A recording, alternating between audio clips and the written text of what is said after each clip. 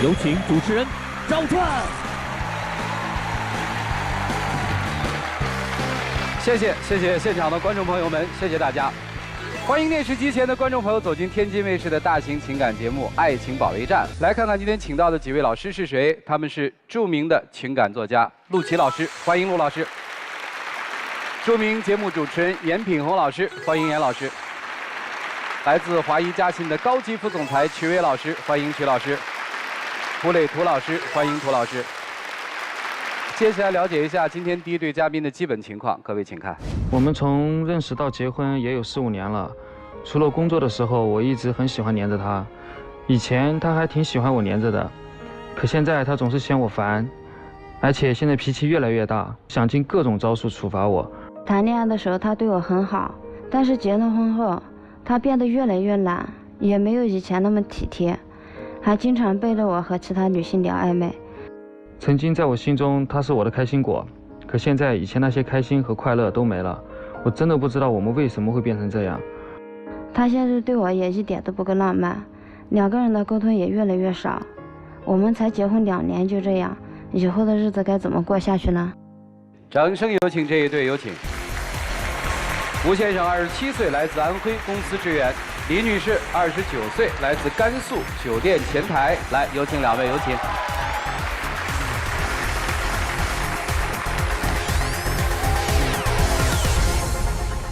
欢迎2位哈。你说你们从认识到结婚4、5年了，是吧？对。啊，怎么认识的呀？是微信附近人，我加了他，然后呢，就因为我比较喜欢爱聊天嘛，然后经常跟他聊天，聊了应该有半年吧，确认男女朋友关系。然后呢，一起跟我回了老家，在我们老家待了1年后，然后才结的婚。哦，你们现在在哪儿生活和工作？现在工作生活都是在广东那边。哦，在广东那边。对啊，怎么收拾你啊？小片里说收拾你。他现在跟以前就是变化很大，像以前吧，就是脾气也没那么大，我哄一哄他还能接受。而现在呢，因为我们俩上班时间是有一个时间差，我是白天上班，他是晚班比较多。然后一般家务都是我在做嘛。一开始的时候搞卫生呢，他回家会说，哎，老公今天真棒什么的。现在呢就是什么呢？回家过后开始很严苛的去检查，一丁点不合格就要处罚。你是酒店前台是吧？对。前台不管查房吧？不管，但是前台前面的那些卫生都得我们管。哦，所以回家也是按这个酒店标准来的是吧？也没有，之前的话他搞卫生什么之类的，他会很认真的去搞。现在的话，他根本就不搞卫生，而且我晚上下了班之后还要陪着他一块搞卫生。也就那么1、2次没搞，而且呢，你那个处罚方式，还有你那个检查方式，根本是没办法去理解。主持人，你知道吗？他那个检查方式是按照上司检查下属的那种卫生，拿个手电筒往地上一照，如果有一层灰尘，或者是台面上有一根头发，那就算不合格。而且他的处罚方式呢，也不知道他是从哪里看到的，画2维码。画2维码，对手画2维码，而且还必须得扫得出来，就是微信一扫能滴一声，不滴的话今天晚上就别想睡觉。画了很多次了，我还带了2张，就是意义最深刻的2张。这是画的吗？手工画的。确实是手绘，绘的不错啊。然后呢，那个红色的你稍等一下，我让他们来验证一下啊。来。能扫出来吗？真能扫到啊！上面写着棵，什么字儿啊？一棵树的棵啊，是手绘的吗？是手绘的。我们让观众验证一下，扫出来了吗？能扫出来。能扫出来哈。是手绘的，因为可以看到那个边际上就是有画出来那个线。在家里也这么处罚男朋友啊？这是一套戏的是吧？如果发现了台面上拿手电照过了有头发，就要绘2维码。对，然后呢，他这个因为有2份嘛，为什么这2份印象比较深刻呢？有一张那个红色的，可那张是扫不出来的，那是我第1次画的那是我第1次画的因为很不合格吧，扫不出来。然后那天真的是半宿没睡，怎么哄也哄不好，然后没办法了，当晚我就在沙发上面睡了1宿。然后呢，这是你独创的吗？手绘？对。我就是想给他一点教训。哦，他每一次都不听，每一次不去认真的对待这件事情。好。我们平时上班的时候都是这样被检查的，我们都能做得到，你为什么就做不到？你们酒店处罚人的方式也是手绘2维码是吧？没有，那是第2天回来重新返工搞卫生。你让我第2天返工也行啊，为什么要画2维码？行，我听明白了，我们愿意接受处罚，但是换一个方式啊，就基本上大半宿就睡不了觉是吧？对，这打扫卫生的事儿我们听明白了，还有什么让我们意想不到的？还有就是我们俩结婚现在还没有孩子嘛，然后就会养些小动物。有一次我接他下班回家，然后家里的狗因为狗比较大嘛，然后就往我身上扑了过后，然后我就不小心推了它一下，过后，然后它摔在地上了，摔在地上过后，然后它反手就给我一巴掌。那你养了那么久，你就不心疼吗？回到家的时候，狗狗看到我们很兴奋，所以就2个爪子就趴在它的肩膀上，它直接一推，直接那个脑袋就碰得咣的一下。我想都没想那么多，我就给它一巴掌。那也不至于就动手吧，而且真的是它是属于下意识的保护了狗狗，直接给我一巴掌啊！但摔的不是你啊，那是狗狗啊。不是，要狗狗把它扑摔了，你打狗吗？不打。哦，不打。狗狗是小孩儿哈，他是大人，小孩可以不懂事，是这逻辑吗？对，狗狗我舍不得打。那猫呢？家里的猫，它真的是犯了错了呀！我回家看到猫把垃圾桶啊，还有桌上的东西全部翻得一地都是，我是不是生气？我生气了，是不是要教训它一下？然后你怎么说？就因为我打了2下猫，然后你真的是几天不带理我的。那你不可能就是狗狗犯错了你也打，猫猫犯错了你也打，你就不能好好的给它说吗？你怎么让我好好说？是我能听得懂猫语，还是猫能听得懂我人话呀？你让猫和狗画2维码。毕竟就是自己养的嘛，给它好好说啊，不一定非要去打它嘛。那我跟你道歉，我以后也不打它。那我跟你道歉了，你为什么还死咬着不放？上班给你发信息也不回，反正一下能发好多信息，最后给我回了一句：“你再给我发，我给你拉黑。”你说让我怎么办？那本来就是我在上班，难道我就一天拿着个手机就在那里给你发信息？那我不工作了？你好歹给我点反应吧！我不怕你跟我吵，但是我就怕跟你说任何话不理，一点都不理睬。而且现在我特别怕他生气，现在包括下雨出门，我宁愿淋着雨，我都不敢打伞。为什么？因为我容易忘了拿东西，就是我拿个伞出去可能丢三落四。对。他很多东西就是出门的时候带的好好的，回到家里面他就自己就回来了。他出门的时候带的伞，回来的时候就淋得湿透的回来的。前面那几次我可以跟你好好说，那你听过吗？所以说我后面为了不让你生气，我不带伞了呀。我哪怕淋着雨，是不是我不带了，我不会丢，不会丢你就不会生气了吧？重点在于是在乎伞丢了，还是在乎它被雨淋了，姑娘？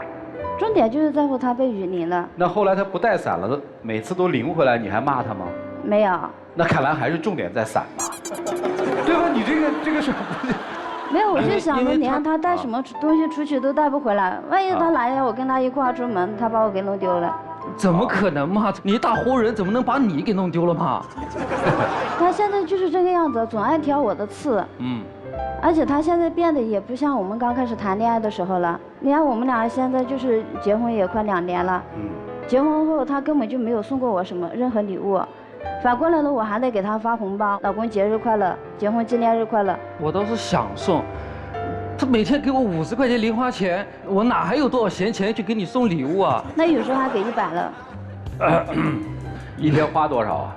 吃饭、坐车，然后呢还有烟钱，就包括这50块钱。真的，那些日子啊、纪念日啊什么的，不是我不记得，我是没有办法去给他买什么礼物。我给他发个红包，他哪怕买1枝花回来，我不像其他人一样要很大的一束，他给我买1枝就好了，他连1枝都给我没有买过。我没买，但是我拿那个红包的钱，我就买点菜啊什么的，在家里做个饭，然后等你下班回来，是不是我们吃点饭啊什么的？那你每一次都这个样子，所以他那个起点是不一样的。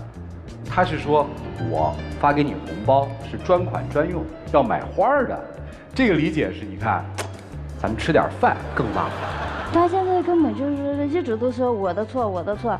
他之前的话还跟女性搞暧昧，你知道吗？有一次的时候是，那天我就是没事干，我拿着他手机玩，然后他就买了一个器材，跟那些客服小姐姐都聊得很开心，跟别人分享他平时就是去干了什么啊，或者煮了饭啊什么之类的，他都会跟别人去分享。这些东西都是你追我的时候，跟我谈恋爱的时候分享的，你为什么要给别人分享呢？这个我解释一下，是因为那个时候呢，我买了，它是售后嘛，因为我不会组装嘛，然后肯定要加他微信，教我一下怎么组装啊。然后那个时候呢，我做的工作呢是做服装的，经常会在朋友圈发一些衣服呀或什么的。他呢也从我这里买过几次，我觉得他是个潜在客户，然后我就觉得跟他成为朋友，然后他以后呢能从我这里给我冲业绩，对不对？那你这个就是为了业绩，那有一个呢。主持人，你知道吗？有一次他回到家，他要饿了点外卖，他拿着我手机在点，我就拿着他手机在那里发，有个女的就给他发信息，在吗？我要原图，但前面没有任何聊天记录。然后我就问他，我说有个女的找你要原图，是什么原图？他说我不知道啊，所以我就拿他手机用微信问我说要什么原图，然后那女的就说我要的原图难道你不知道吗？然后他就把手机抢过去，然后他就发了一段语音呢。我刚接完了我老婆回到家，要什么原图？然后那女的就说是，哎，不好意思打扰了。那他们两个之前肯定有聊过天的，不可能直接有要原图的吗？哦，就是聊天记录被删了，是这意思吧？对啊。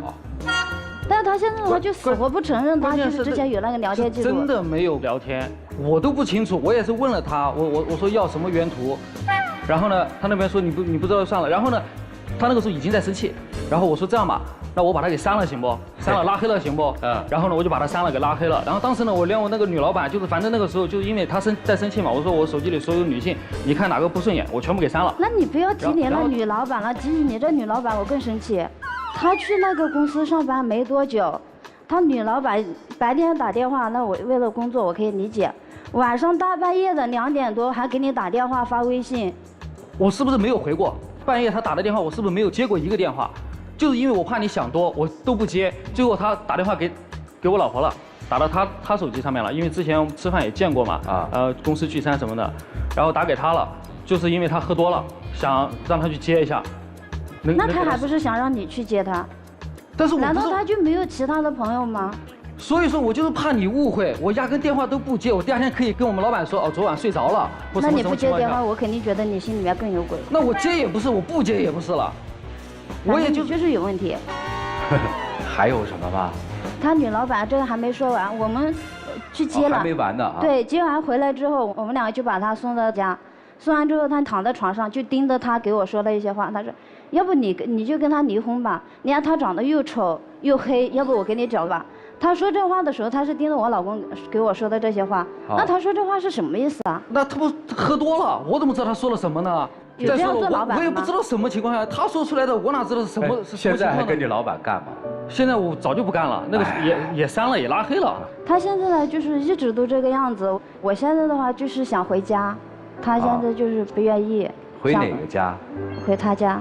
哦，回安徽老家是吧？对，他现在的话就不愿意，一直很自私的，只想着他自己就是发展啊什么之类的。在这边因为工作什么的都稳定了，你呢也马上要升职。对不对？在这里拼搏了这么久，好不容易现在稍微平稳了，然后呢，生活也比较稳定了。然后你说要回老家，回老家什么都得重新开始，你不觉得这么回去了很可惜吗？有什么可惜的？咱们可以陪在母亲身边啊。你为什么就不愿意回去呢？因为他爸爸不是去世了嘛，家里面就只剩下他妈妈一个人。所以我就想着，就是我们回去也可以陪陪老人。那我为他做了这么多，你看我升职的机会我都不要了。我都愿意陪你回老家，你为什么就不愿意回去呢？我也是因为家里父亲去世了，家里所有的担子都在我一个人身上，我也是想闯一下，能让自己担起这个家而已。我只是为了这么一点。我问一句哈，就除了想回家照顾老人之外，还有没有另外的考虑？比如说花世界诱惑很多，可能回了老家就好一些，有这个考虑吗？就像之前的话，就是我们2个人就是一直都没吵过架什么之类的。结了婚之后去广州，来了之后就经常的吵架，而且现在呢矛盾越来越大。我们2个人才结婚不到2年，现在就已经这个样子，那以后的日子我该怎么过呢？你不觉得你现在脾气也变了好多吗？自从来到广东过后，一丁点小事儿你都会把它给无限放大，而且呢，最主要的是，不要那么冷漠吧。我记得有一次我失业了，本来就难受嘛，然后我跟他说：“老婆，我失业了。”他拿着个手机，他就说：“哦，然后呢？”然后我当时根本就不知道我该怎么回，本来心里就难受。然后呢，我说：“那老婆抱一下行不行？”他说：“好。”那我不是抱了吗？你是怎么抱的？手机拿着过后，反过来这么拿着过后，对我是抱的了，你手机还是拿着在那里看。你知道的，我不会安慰人，但是我去上班的时候，我还不是给你发了一条信息，我说老公没事，我的工资我还可以养得起你，你可以好好的调整一段时间再找其他的工作，那我不是也安慰你了吗？我问一句啊，没记错的话，你们婚后有1年生活在他的安徽老家是吧？对。那段日子在你的记忆当中是非常美好的，是吧？虽然说是我们没有很多的工资啊，但是我们俩过得很踏实，很幸福的。所以你是觉得说回到了家乡，这一切都会改变是吗？我觉得是这样的。就会回到原来是吧？对。啊，男生的想法是什么呢？我想法就是再拼一段时间，让自己手里有点积蓄，回去过后了，哪怕做点小生意，什么都可以。这次是谁想来这个节目的？其实我们俩都想来。都想来。对。目的是找到曾经的那段爱和感受，是吧？对。也不想就是经常这样吵下去，我怕就是吵着吵着2个人就这样散了。啊，好了，我们听听老师们的意见，一起进入丘比特问卷。被你们一开始那个二维码啊，差点带跑偏了，知道吧？那二维码还挺搞笑的，后来发现有问题啊，问题和女生想的其实有点像啊，是男生确实是变了啊。对。那为什么变了呢？我给你们简单解释一下啊，就是你们2个人已经形成了一种稳定的情感模式，就相处模式你们是稳定的，在以前来广州之前。但是呢，有一个问题，就是稳定的情感相处模式不一定是健康的。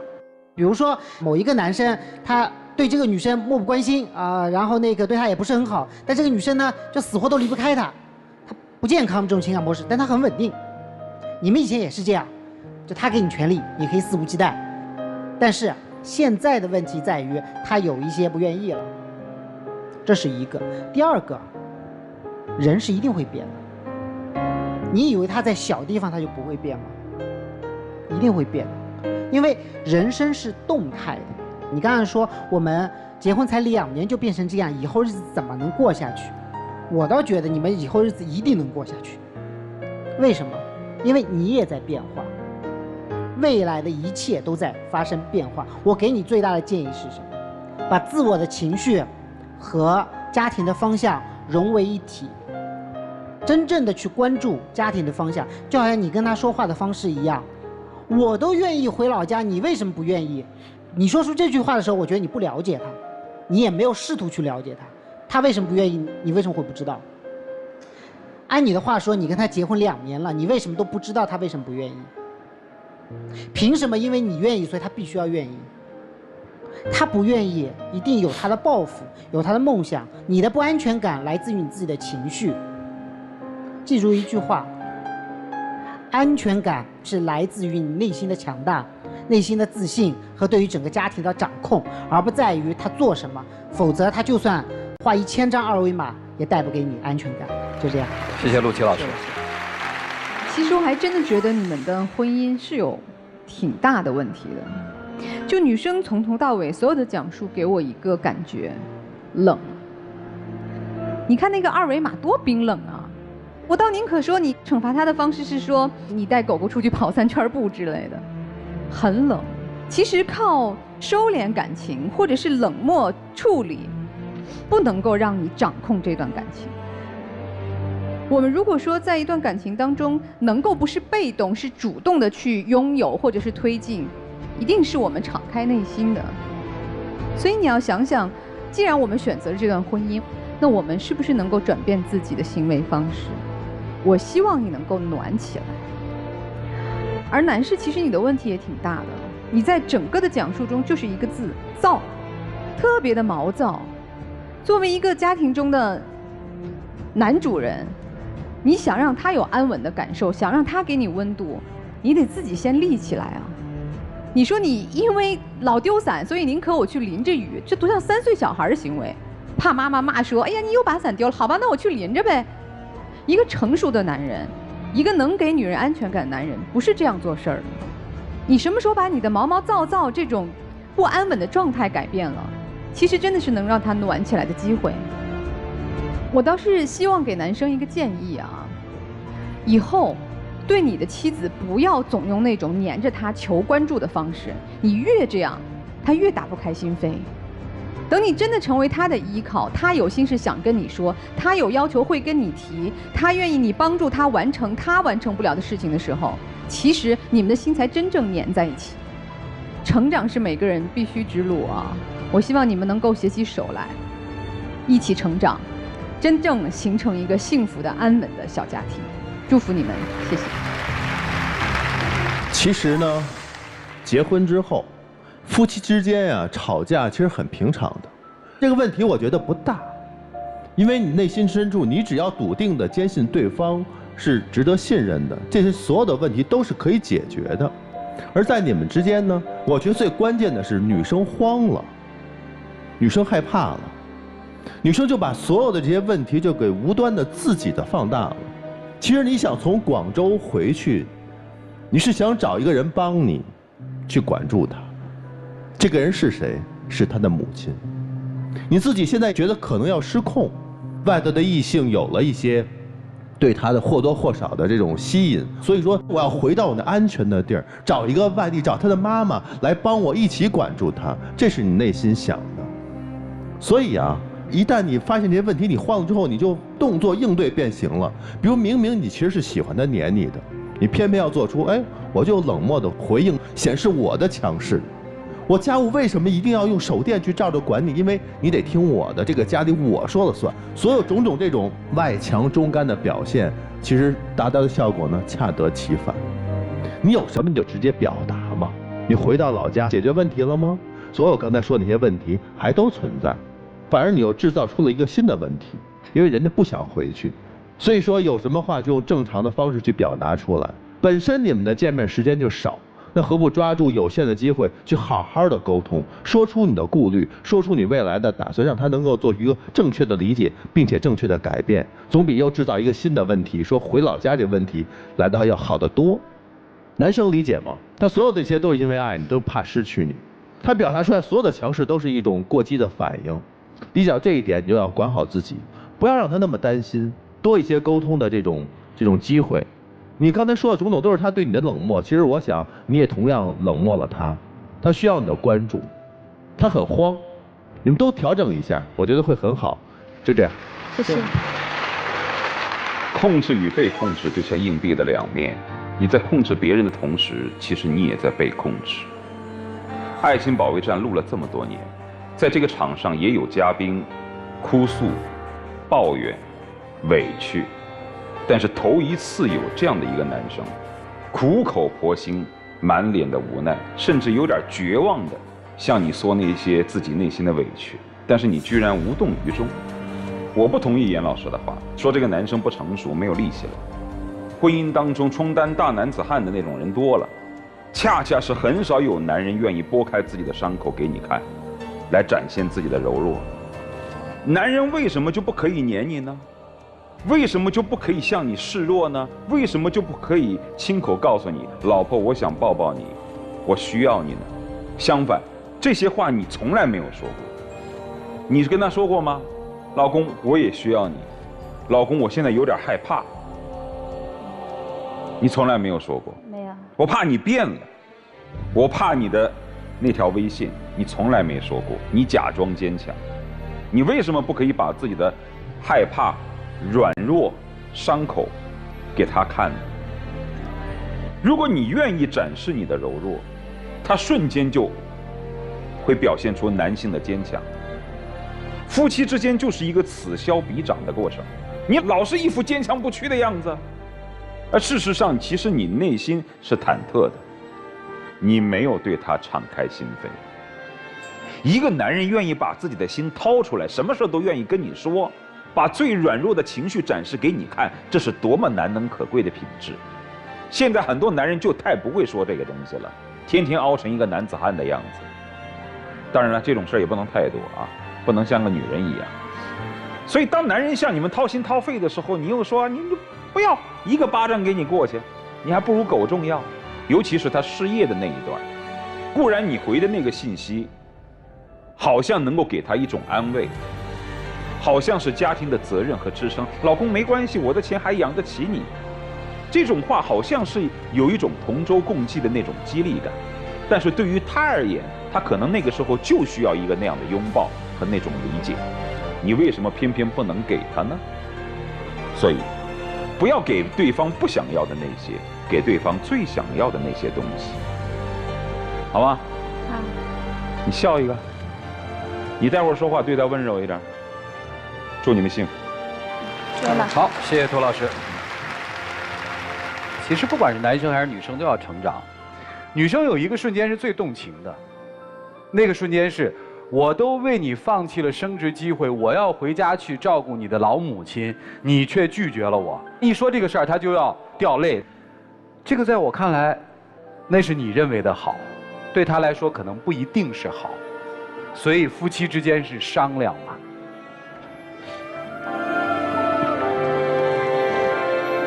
经常哭吗？没有啊，很少见到哭哈，这是性格嘛。我们没有办法去改变一个人的性格，性格既定养成了，两个人又想一辈子走下去，剩下的就是打磨。换而言之，就是老师们刚才给的那个词，叫成长。对于女生的成长来说，你要更加了解这个男人的需求是什么。对于男生来说，情感的宣泄释放是需要的，但是尺度还是需要做一个预判的。明明知道这个人他不喜欢这样，你老这样的时候，就是对彼此的消耗和伤害，对吧？好了，接下来时间留给你们，一起进入真情60秒。今天听了老师说这么多，我也知道我错了。其实有的时候我也挺需要你的，我知道你累，所以我就不想让你就因为我而更累。我希望我们俩好好的走下去，好好过以后的日子。我也知道我自己也做错了很多，也有一些不清不楚的事儿，但是我现在已经在改变，我以后呢也会变得更好，更去理解你。然后呢，我们也希望能走到最后，然后也希望你能多多理解我吧。我会理解你的，但是我们两个以后把手机放下，好好的多沟通，行吗？可以，以后我们就珍惜在一块的时间。好了，接下来我们就要打开我们爱的记忆箱，看看这对年轻的夫妻在记忆箱当中存着怎样爱的记忆。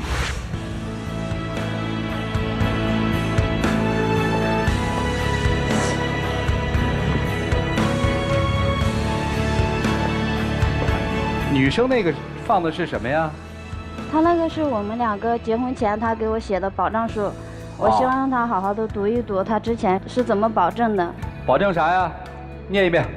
保证书，本人在此做以下保证：第一，家务全包；第二，工资上交，零花钱老婆随意给，无怨言。你可有啊？刚才说了。第三，50。老婆说一不说二，说三不到事儿。第四，去哪儿全部要上报。不喝酒，老婆说回马上回。第五，不能做对不起老婆的事。以上保证全由本人自愿所写，保证完成。啊，行。女生呢？她那个算是个惊喜吧。哦，因为我们结婚到现在还没有去拍婚纱，这是一个婚纱照的订单。哥们儿，你这钱从哪儿来的？一天就50，每天省出来的。我看看这多少钱呀？订单是2000多。哎呀，咱2000多块钱不容易，没别的小金库吧？没了。谢谢两位，来，请回。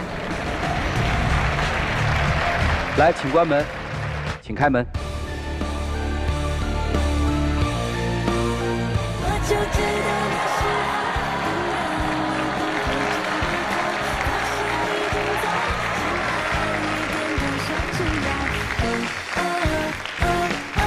来，有请我们的小话筒，有请。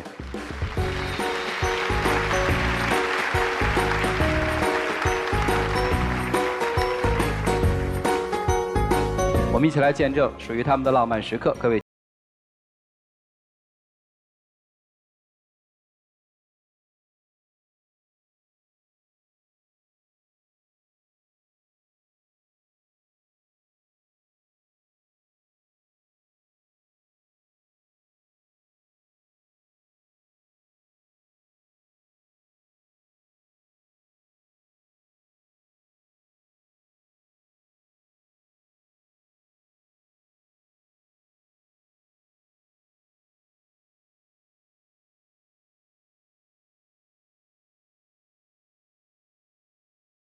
在一起快1年了，我本以为他比我大，会更包容我一些，但在恋爱里边，他永远像个小男孩，一点都不懂我。从恋爱到现在，答应的事情永远做不到。他就像一个永远猜不对答案的谜语，每次不开心都憋着不说，还装作不在意，等积攒了之后，突然一下爆发，和我大闹一场。我越来越觉得他不在意我，不管是朋友、工作还是玩，好像都比我重要。我不知道他心里究竟把我放在什么位置。他总是说我不够在乎他，可是我身边的人都知道我是在乎他的，为什么只有他感受不到呢？真的搞不懂他在想什么。掌声有请这一对，有请。男嘉宾小胡24岁，来自安徽学生；女嘉宾小叶21岁，来自安徽学生。来，有请两位，有请。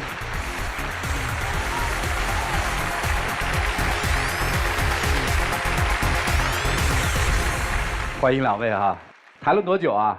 快1年了。都是学生是吧？对。在一学校吗？不在一个学校。啊，在一个城市吗？也不在一个城市。异地啊？对。哦，咋认识的？我们俩是去年暑假的时候在老家溜冰的时候一起认识的。旱冰还是真冰？对，就是轮滑。哦，轮滑。啊，谁主动搭讪的谁啊？我。当时嘛，觉得这姑娘真好看，就让我一个朋友去问她，我自己胆子小嘛，不太敢问。然后他问她有没有男朋友啥的，然后确定了没有之后，然后我就自己去要她微信了。这也回答啊？没有，是我的一个女性朋友去问的。哦，对，女性朋友啊，然后就要了联系方式。对。然后就开始聊天嘛，然后发现其实咱俩各方面都挺合适，聊什么都能聊到一块儿，然后喜欢做的事情啊又特别像，很志趣相投嘛，就觉得很难得，就跟他表白了，然后两个人也就在一起了。哦，然后就开学了，也过了一整个暑假吧，大概暑假的时候一直都待在一起的。其实那段时间真的是一点什么问题都没有，在一起都很开心啊。然后，但是回学校之后，问题就来了。哪些问题呢？这个你得问他。就是我俩在一起的时候，他就特别细心，对我也特别的好。我俩异地之后，就各自去学校之后，我就觉得，越相处下来，我就发现，他对我的好，就不是只对我一个人，他对他身边所有的人、朋友、同学，都一样的好，甚至有时候比对我还要好。这我还不太理解啊，就概念我懂了，你能举点例子让我理解一下吗？就像比如说，我说，我现在身体不太舒服，我想你陪我聊聊天儿，他就会说，啊，我跟朋友约好了出去吃饭，他就走了。哦，那我跟别人约好了，我不能就是说，因为这些事情就直接爽约就不去了呀。那你之前答应我的事情怎么都不做呢？你之前答应好我的，你说你上半年把你的毕设弄好之后，你4月份就过来杭州陪我。一直陪我到5一，我们一起回老家。你后来呢？你把学校事情弄完之后，你过来陪我了吗？过来了呀，只是时间推迟了一些。他跟我说4月初，然后等到4月中旬，还是我一直问他，你啥时候过来陪我？你之前不答应好了陪我吗？他才过来的。在毕业嘛，那个毕业论文啊、毕业设计啥的都很麻烦的，不是我自己计划是那样，然后他实际的就一定是那样，延期了，然后他就很不高兴，觉得我答应他的事情做不到。他就不能理解我。你中间在学校你再弄答辩吗？你在学校不是和同学聚餐、出去唱歌，你就是和同学出去旅游，要不然就在宿舍打游戏。我们俩本来就异地恋，你在微信上多陪我说说话，我俩视频，多感受感受我的情绪，可以吗？你什么都不干，还跟我说在宿舍太无聊了。我说你太无聊了都不能陪我说说话吗？不是，大家也要毕业了，那些聚会啊什么的。那在毕业期都是常有的事情吗？你刚才如果没记错的话，你是说他经常不兑现答应你的事儿，对吧？对。这样的事儿还有吗？有，他答应我之后，我跟他闹了情绪之后，他过来了。啊。过来之后5天都没待到，我一个手都数得过来。啊。他就又回去了，他回老家了。啊。那次确实有事儿。我奶奶住了一段时间的院，需要复查，我父母忙，然后说，哎，那你回来就是带你奶奶去看看呗。然后我就跟他说了，他当时就是同意啊，就让你去来的对吧？然后我就去了，结果他就很生气。他说他去陪奶奶，我不能不让他去陪吧。而且陪奶奶复查我肯定是同意的，毕竟是老年人，得照顾好自己家人啊。但你回去之后，你回去1周，你回去除了陪奶奶去了2次医院，你剩下的时间干嘛了？他剩下的时间不是跟发小出去喝酒，就是窝在家里打游戏。这次他回去之后，在我一次情绪很激动，我给他哭了1整天。他哭了1整天之后，他才过来陪我。你当时我看你哭了，我也难受呀，我是不是立马就过去找你了？你原本答应我的那个时间是答应陪我的，你为什么非要等到我哭，非要等到我情绪爆发到不可控制的时候你才过来陪我？那不是有事儿吗？他那次回来之后没待2天又回去了。回去之后是为什么呢？是因为他接到朋友一个电话，他有个女生的发小要结婚了，打个电话过来说，我周末结婚了，这一周你说好了陪我喝酒啊，应付朋友的酒局，你怎么不过来？他就跟我说他朋友有点不高兴，说之前答应好了没回去。我说那你去吧。我当时心想，你要是再多问我一句你想不想我去啊之类的话，我就跟你说我不想去。但是再过5分钟问他，我说你车票订了吗？他说订了，明天中午12点的。你如果说我去了你不高兴，你跟我说好，我跟我朋友那边再说一下，那也就不用去了。而且我当时问了你那么支持我的时候让我去，我就去了。而且还是个女生发小，人家结婚你去什么呀？那我跟他都20多年的关系了，就从小一起长大的。这都不是重点。这么听起来就是你的眼里全是他，他的眼里还有朋友。对，我觉得他对我不上心。不上心哦。我是一个很敏感、很缺安全感的人，我就会比较注重仪式感这个问题。仪式感。我俩在一起1年了，这么多节日一个都没过成。啊。就说我俩刚在一起3个月的时候吧，我就精心的给他准备了很多东西，我就想好好的给他过这个节日。他当天都忘了还有这一天，什么都没有弄。然后他说的倒好，他说前几天我们不出去玩了吗？出去玩不就是过今天这个节吗？唉。你女朋友是不是特黏你？是。你跟我说句实话，你是不是有点头疼或者有点烦她，这么黏糊你？烦她不至于，但是真的有点头疼，因为她说我不陪她过节日嘛，是有原因的。我创业是做鲜花行业的，我所有的节日都在忙，但是她就会因为这件事情还冲我生气，我又要弄生意上的事情，又要应付她，我就很吃力的。那你没工作的时候呢？没工作。跨年那次你工作了吗？跨年我身边朋友全部成双入对去跨年了，我们俩本来异地，我不想着他来陪我，我就想，哎，咱俩视频跨个年吧，12点0几咱们就去睡觉就行。你那天白天答应好我了，对不对？你晚上又跟室友出去喝酒了，我以为你会稍微留一点清醒的意识给我吧。后来呢，回去之后一点信都没有了，就睡死过去了。当时确实是答应他了，这件事是我做的不对，我可能喝的有点多，我让我缓一缓，我躺一会儿，快到12点了，我再给你打过去，能给你一个惊喜，对吧？结果我真的躺着躺着就睡着了。所以女生觉得被忽略或者叫被忽视，是吧？你们俩这相处好像就这么争吵着过来的，是吧？差不多吧。没有什么快乐吧？我只有在身边的时候吧，就是少了很多问题才会快乐。所以实际上面在你的字典里面，你们这场恋爱谈的物理距离是一个特别大的问题，对吧？对。女生是想过分手吗？想过。我从一开始我不接受异地恋的。我刚跟他在一起的时候，我说了我不谈异地恋，但是他当时给我的承诺是，他说他马上毕业了，他可以去杭州陪我，我才答应和他谈恋爱的。哦，答应过？答应过。去呗。这个后来又跟后来的创业的那个形式有关系。我如果去杭州的话，是我一个人，然后面临着很多风险，自己的不确定性。然后正好我一那个发小联系我，他就是做的挺好的了，然后我跟他一起干的话，就省很多风波。然后我就问他，我说我是去杭州还是就是和发小了吗？如果他让我选择去杭州，那么我就不要那份安稳，我也会去陪他。但他就又说的很支持我呀。然后我当时又被迷惑了，然后我就说那行吧，我就去了。所以男生的纳闷是，你怎么每次说的都是反话，是吧？对。女生的纳闷是，你答应我的事儿怎么没一件能做成的，是吧？那你们俩为什么不开诚布公的谈呢？谈过。现在就告诉他，我就是想要你能做到曾经答应过我的事情。哎呀，你别绕了，姑娘，答应你什么就直接说。来陪我。就是下了节目去杭州陪你，一直陪到你毕业，然后你们再规划未来，是不是这意思？对，行不行？现在行不行？刚才还说呢，他如果说行不行？不行，因为我之前问他，他说那个时候，后来我已经跟合伙人都全部都投资好了，钱已经进去了。那现在我要再走的话，我这不是成骗子了吗？那怎么弄啊？是这样的，我们老家离杭州很近的，也就3个小时的车程啊。我可以周末去找他的，每个周末都行。但是他觉得我好像要天天陪着他，而且你自己事也多，对吧？上课上学，咱周末见面，我觉得也还是可以的。行，其实这段关系里面，我们可以看到很多的问题，你们听老师给你们分析，好不好？好，一起进入丘比特问卷。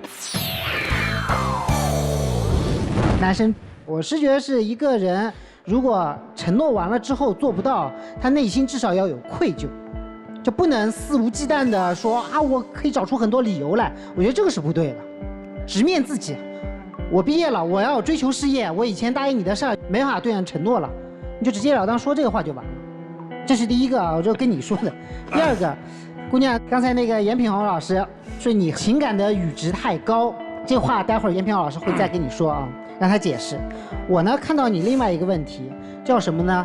叫痛苦的阈值太低。解释一下很简单，就是你太容易痛苦了。我相信你后来说我不谈异地恋这句话也是因为于此，因为你很了解自己，你很容易陷入某一种痛苦。你的恋爱是一种什么恋爱的方式呢？是一种我说叫筑巢式的恋爱方式，就你爱上一个人之后，你就开始筑巢了。你想把那个窝给搭好，这个窝我们2个人可以在一起，可以粘在一块儿。你搭了这个窝，对他来说像是个囚笼。其实很明显，就是他其实没有那么喜欢跟你待在一块儿，至少不像你那么喜欢跟你待在一块儿。其实对于像他这样刚刚毕业，他是有压力的。我还没创业呢，我还没准备踏入一个家庭呢，你突然之间把那个窝给搭那么好，什么一根一根的那个牢笼都已经竖起来了，好害怕呀。然后呢，他越害怕越远离，你就越着急，越想追上去。所以我是觉得是你现在啊，更应该关注到一些自己的专业上的事情，更多的关注到自我的事情上面。一个情感对你来说，如果一个爱让你鼠目寸光，如果一个爱让你情绪失控，如果一个爱让你不思进取，这不是这个爱不对，也不是这个爱不够好，而是你对待爱的这个方式错了。所以更多的关注自我，不要去你追我赶。谢谢。真的听得好累，很累。我很理解女生的这种状态。其实你的情感模式在你这个年龄段大体会是这样，不是说因为他的出现，你深陷其中，你让自己如此痛苦，可能换成谁你都会是这样子。也许是你内心深处对情感的不安全，导致你在和一段爱情相处的过程中，总是把自己逼得很紧。似乎如果我不这么紧密地去关注这份情感，我就无法从这段感情中真实地体会到爱情。但这个方式在你这个年龄段我能理解，但其实我们用一生或者像我们这个年龄站出来去看，其实是给自己增加了很多负累。如果你能够不要那么执着自己的感受，其实这段感情完全可以是一个轻松甜蜜的美好的一种回忆。你所在意的所有的细节都是给你们的感情套上了枷锁。就像刚才我跟陆群老师说，你情感的阈值太高，你让这样一个初涉世事的男孩子去满足你所有的情感需求，去感同身受地体会你内心对情感的这种深刻的依恋，很难。即便是一个成熟的男人，一个对感情有深刻体会、懂得呵护女人的男人，也很难做到，因为他不是你。所以我希望你能够从自己那种对痛苦感受极其敏感的状态中相对的抽离出来。我去做一份工作，我去进一个社团，你会发现，哎，原来生活这么美好，我的学习也美好了，我的爱情也美好了，一切都会美好。去找找自己状态中不对的地方，让自己解脱。其实你的解脱也是他的解脱。如果你放轻松了，我认为你是可以收获一段和他的美好的感情的。但是男生，我想跟你说的是，你既然选择了这样一个女孩子，希望你心能更宽厚一点，说到的尽量做到，因为它不是一个对待感情轻轻松松、那么快乐阳光的状态。那你的任务就重一点，尽量的去体会他的感受，尽量的给他仪式感，也许你们能够坚持走下去。我从另外一个维度看到的，你们可能不太合适的点是在于，你们的性格以及你为人处事的那种方式截然不同。其实你是很适应变化，就是你可能会经常性的改变你的计划，因为你是要适时而动，就事而为。比如说这会儿我想我一定是会陪你的，好，你就陪了他一暑假，并且你说我觉得我未来我还会回来的，你当时做了那个决定，但是后面你会不断的去调整。同时呢，偏偏遇到这么一个跟你性格完全相反，他一旦认定你说一，你就不能做1.1，做了就是你的不对。他内心很笃定，同时呢，他又是一个希望能够成全别人的人，所以他就纠结。比如你说几次，我都听过你的意见，我都问了你，你同意的我才去做的，对不对？否则比如创业那事儿，如果你当时你都不同意，那我就没必要现在我这个箭我就不发了。但是我现在箭已经都出了，你让我再收回来就难了。所以说呢，你们俩是完全相反。你心里想你就不能这么做，这么做就不对。但是呢，好，我可以。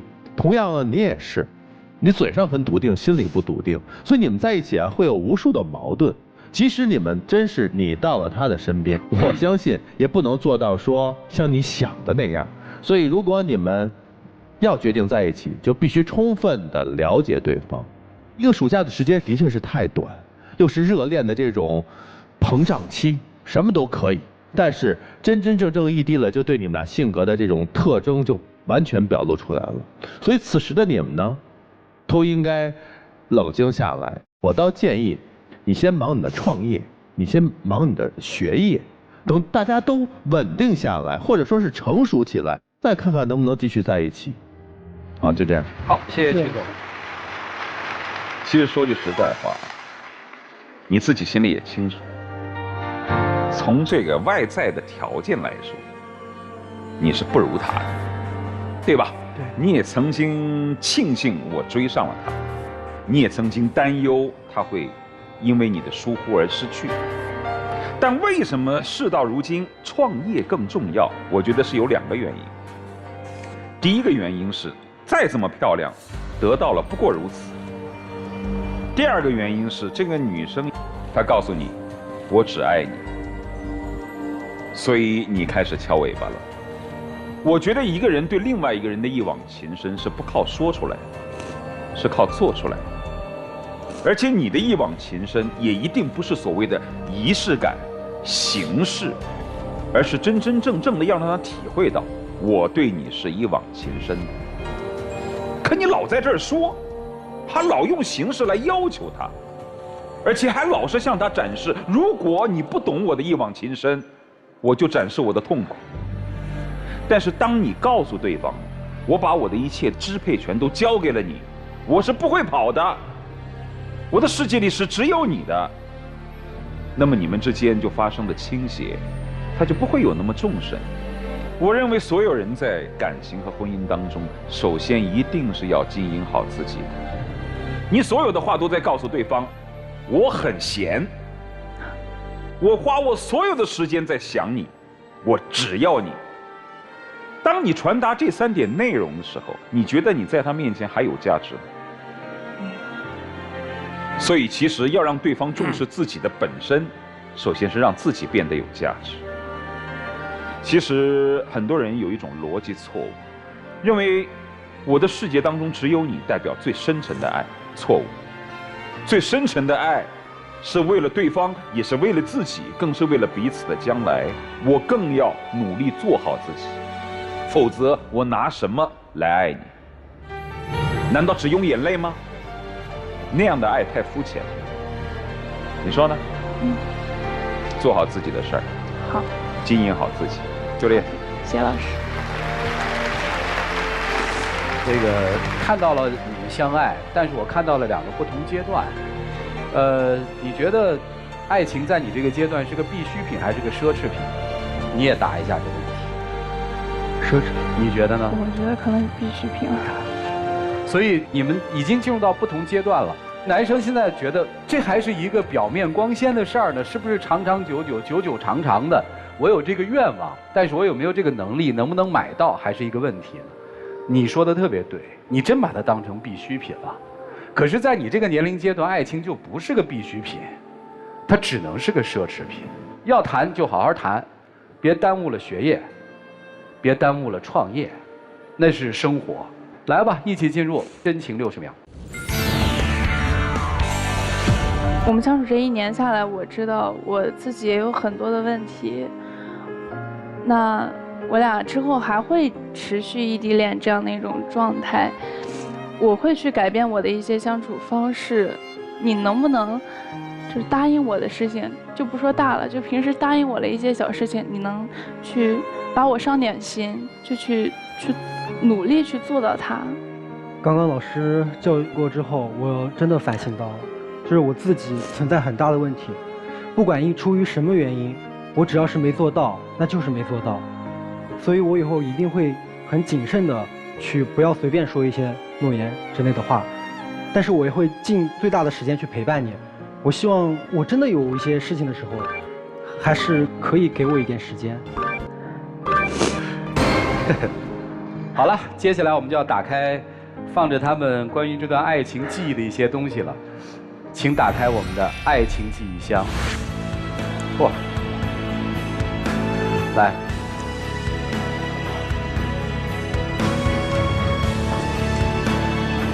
女生那个放的是什么呀？那是我做的一张好人卡。啊。我觉得他一直都对所有人都很好，就一直都是一个老好人的形象。那我就送你一张好人卡，让你接着做好人。啊，男生那个是？那是一直放在我身边的一个电子的相册，平时就里面放着我们俩的照片嘛。想他的时候我会经常看，我希望在以后我不在他身边的日子里面，他可以多看看我们的相册，多想想我们的回忆。谢谢两位，请回。来，请关门啊！电视机前的观众朋友，在接下来的环节中，我们将解答一下朋友们分享的情感故事和问题。思想是关不住的，所以别人想什么，你是限制不了的。思想其实是有源之水，并不是火山爆发。因此，你要回头想一想，在现实生活当中，你到底做了哪些事，让别人打开了思想的笼子？记住，生活的点滴决定了爱情的成败。让我们来看看这对年轻人自己的选择吧，请开门。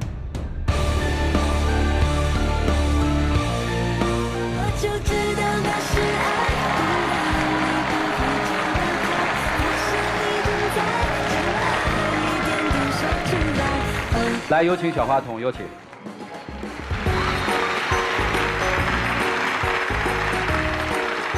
来，见证属于他们的浪漫时刻，各位请见证。没有谁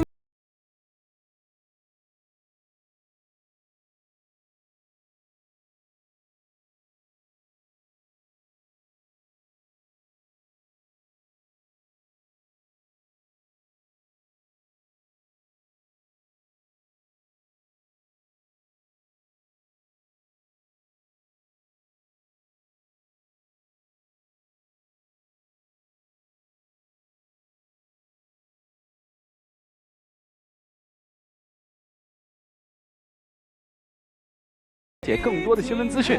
接下来有请我们的老师进入到京云中央厨房，让我们一起进入爱情保鲜剂。有网友提问说，我女朋友特别爱花我的钱，我们还没结婚，她就花我的钱，花得特别不见外。